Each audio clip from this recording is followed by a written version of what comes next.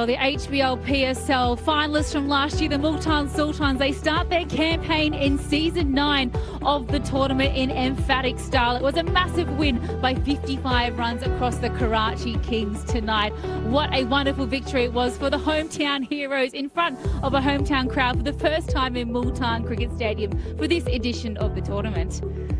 It's a very warm welcome to the pitchside studio here where, of course, we're celebrating a wonderful win by the Multan Sultans, and to do so I've got David Milan himself from the Sultans alongside me and, of course, Buzzard Khan. I mean, first time back to the PSL in 4 years for you, and what a way to do it, straight back into your work with a half century. Yeah, it's brilliant. It's always good being here in Pakistan and being part of the PSL. So to come in and score some runs in the first game and contribute to a win is a great start for us as a team.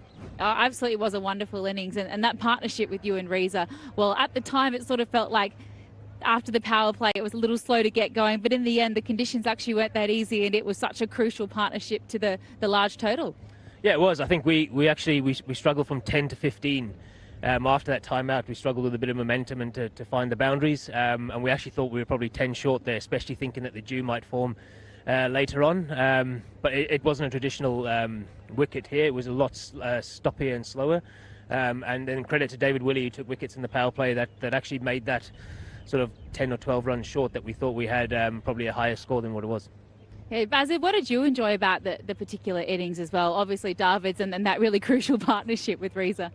Well, you always look at once the team is batting first, how they assess conditions and go about setting a target. I think that's the most difficult part of T20 cricket. We sitting in the comm box are thinking, why aren't they going harder? Why aren't they scoring quicker? But the ability to then know what is a good score and the ability to give yourself that chance to get to that good score. So whenever David plays, he gives himself time. And I think the communication, I'm judging from afar, but the communication between the two batters was perfect because of the fact that you went at a certain rate and then you achieved a target which was defendable, and obviously the communication back to the dressing room. I think we'll have a question for you after that, is that the communication would be where is it more easy to square a run and which lengths are to be bowled, and with you obviously very good square of the wicket, but it just seemed as if once you bowl into the pitch, short of a length, that was the way to go? Yeah, we found that really hard actually, the changes of paces, because it was a bit stoppy, and then you've got the small boundary and the big boundary, so we actually were trying to target the smaller boundaries, but they actually bowled really well, which meant that we had to start taking on the bigger boundaries. So it was actually that little period after the timeout or the drinks break where they actually bowled exceptionally well to us and actually pegged us back. At that timeout we said we probably need about 180 to 190. And then because we had that little bit of a slow start, we actually felt we left some runs out there. But yeah, look, I think the hardest thing about assessing the conditions is when you have a preconceived idea about the wicket. You know, we have been told that this is an unbelievably good batting wicket, and you know, when you suddenly start playing and you think that you're just behind the game all the time, it makes it really tough to trust what you're thinking at the time and trust how you're seeing it. And I mean, it could have gone a different way and they could have chased it in 16 overs, and we knew we were probably a little bit short, but you know, the way our bowlers bowled there was fantastic on that wicket. Well, let's go back to the batting though, because at the end of the day that scoreboard pressure truly made the difference when it came to putting the pressure on the Karachi Kings from the word go. Reza Hendricks, you've been playing against him in World Cups and all around the globe, but you get to bat with him, and from your perspective, what did you enjoy about what he kind of brought to the innings? Yeah, he played brilliantly. He's got a very clear method on how he wants to go about it, and I think the best T20 players have, the guys that score runs consistently, and he stuck to his method throughout the time and throughout the innings. He also played shots like that where he took the risk at the right time, just times when the pressure was building on both of us. He took a risk and he managed to find the boundary which sort of eased it a little bit. But yeah, he's a class player. He's done it all over the world, and I'm pleased for him to start and score some runs. Yeah, he absolutely did. And you know, they're not the easiest conditions in the world, are they? But he seemed to find it really easy tonight, scoring all around the ground there. A particular shot that stood out to you that you just sort of went, oh, okay, boys on tonight? Yeah, I think the one he hit early off Hamza over his head, the ball swinging in. If a batter can hit that shot, I think you're in really good place, and his balance and his movements were good there. And he's just so calm at the crease, which in T20 cricket you have to be. And so it was a pleasure to watch him do his business up close.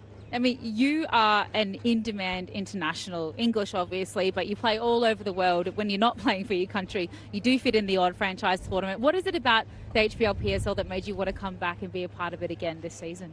Well, it's the tournament that gave me my sort of head start into franchise cricket. It was my first one, so it's always good to come back and always good to be part of it. You know, I learned a hell of a lot about my cricket and myself as a person and developed my game accordingly. So yeah, to be part of this is great.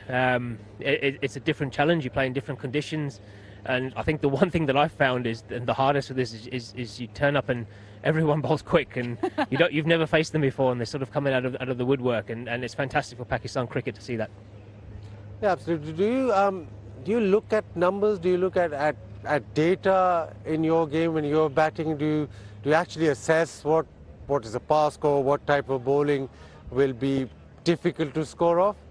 Yeah, I do a lot of homework on the bowlers, so I'll always do a bit of watching, and I'll ask a lot of questions with the guys that have played against them, try and find out what they do under pressure. So do they bowl slow balls, do they bowl length, do they try and go Yorkers, and then try and identify a bowler that I think is probably my matchup on the day according to the conditions and the wind and the boundary sizes. And if I really do fancy someone on the day, I'll try and put them under pressure a lot. Also in terms of numbers, speaking to our analyst about what a par score is and what a par winning score is, because they're two different things. You know, yeah. I think the par score here is 170, but the winning score is a bit higher. So you can sort of judge your innings accordingly, knowing that if you're too far behind, you know, you have to take a risk and you can play accordingly. But the other thing is that Multan Sultans very rarely lose a game at their home ground. Today, before the game, everybody was worried about dew, and it was almost a thing like we should bat first, but they might be due, so we shouldn't bat first.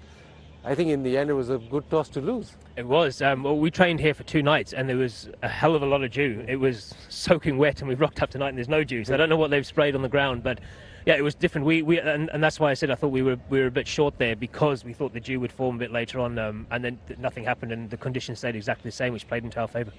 And you've got a really unique coaching staff as well. You know, we champion obviously women in sport, and the Multan Sultans have been the first team that have had women on the coaching staff, and they've got 2. How's it been working with Alex and Catherine? Yeah, they're not my department. I don't bowl fast, so I don't bowl spin. So I haven't done much work there. But yeah, look, it's good to see in the game. You know, it can only grow women's cricket, and that's what everyone's about.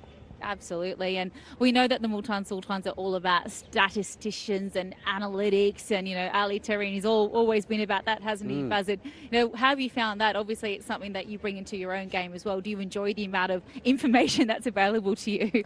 Yeah, I don't mind the information. I'm not a fan of meetings, I've got to be honest. I struggle to sit in them, but I do enjoy asking the questions and getting the data when I need it, and trying to use that in my game as much as I can.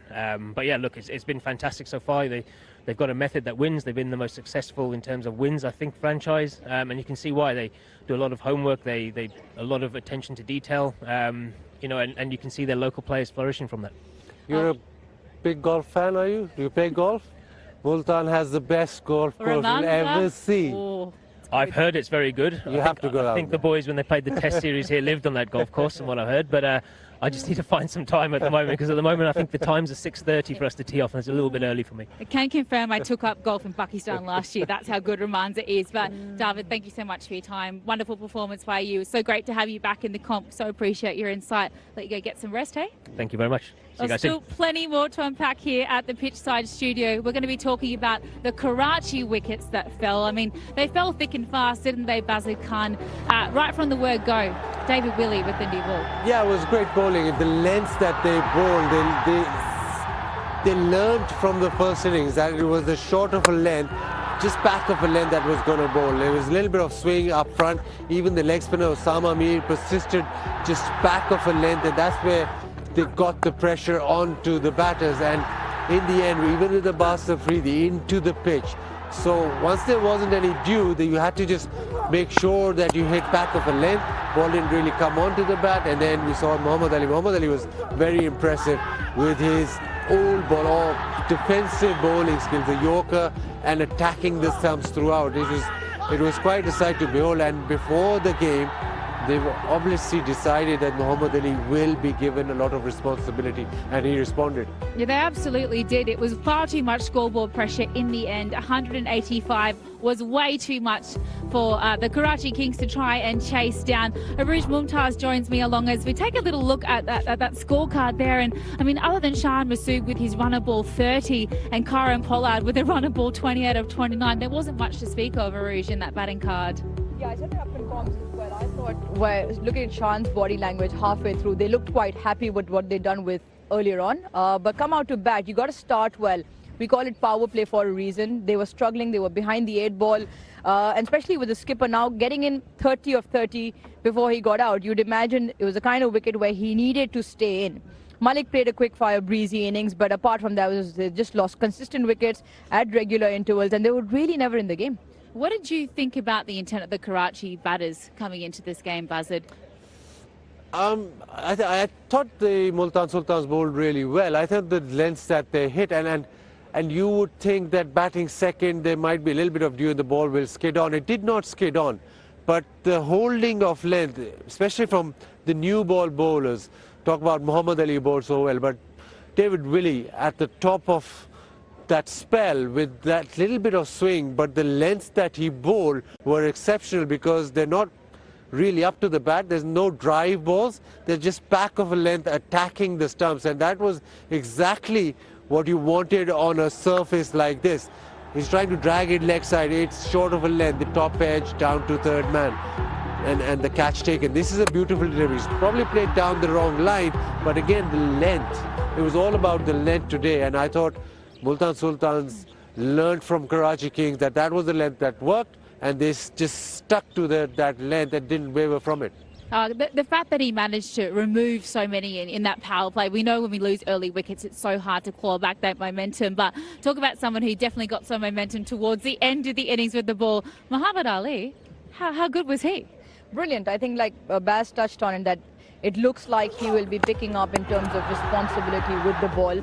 4 overs, 23 for 3, right? He struck at the right times, and again, they sort of took a leaf out of Karachi's book with the ball and executed those plans. It's easier said than done, but for him to come out, bowl with pace, when he bowled those Yorkers, he didn't miss much.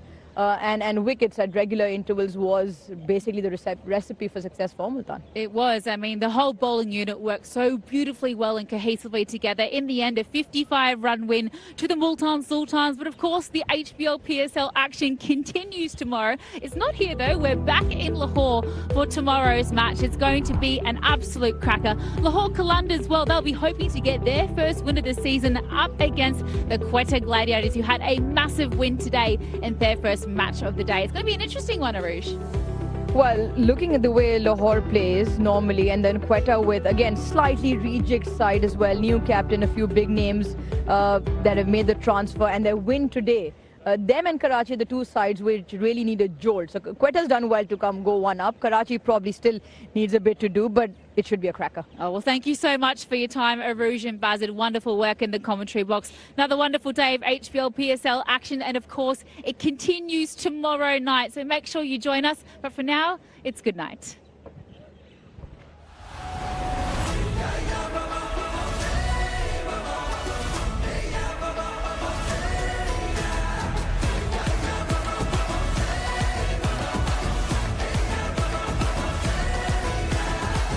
खुल के खेल प्यारे कब तक तू डरेगा दिल में आया जो है वो कब तू करेगा खुल के खेल प्यारे कब तक तू डरेगा दिल में आया जो है वो कब तू करेगा खुद पे डाउट किया तो जानी मरेगा डर को आउट किया तो हीरो बनेगा